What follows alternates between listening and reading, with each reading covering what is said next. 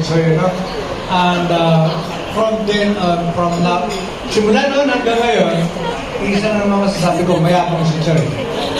Kasi kung hindi mayabang si Choi, hindi na siya si Choi.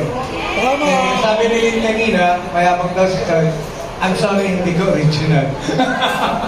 Ako yung una nagsabi sa kanya, mayabang ka.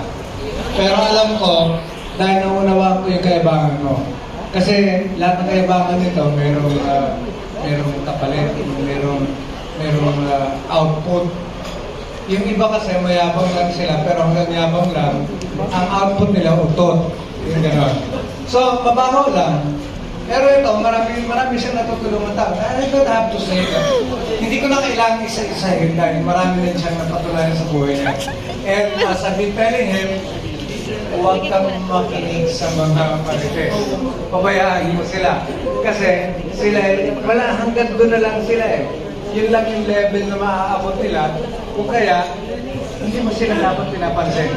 You go on with your journey, yung travel mo, kung saan ka nagsimula, yung lahat ng iyong mga ambisyon at saka mga pangarap sa buhay, nagkakatotoo naman eh. So, wala tayong ang pagtulong mo sa kapwa kasi hanggang doon na lang. Marami mong tinutulungan at sana hindi ka nagbabago doon.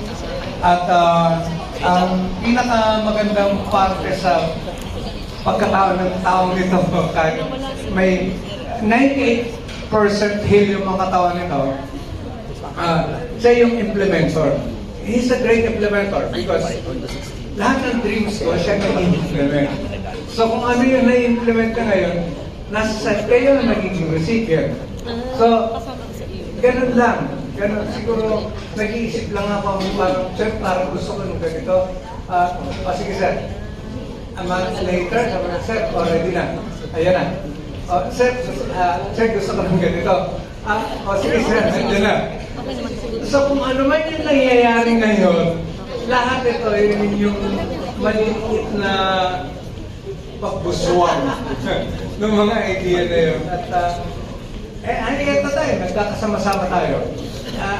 Hindi ko naman pinangarap na yung ganitong klase ng pagtitipon, pero ito tayo, nagkakaisang ating puso damdamin. At we just go on.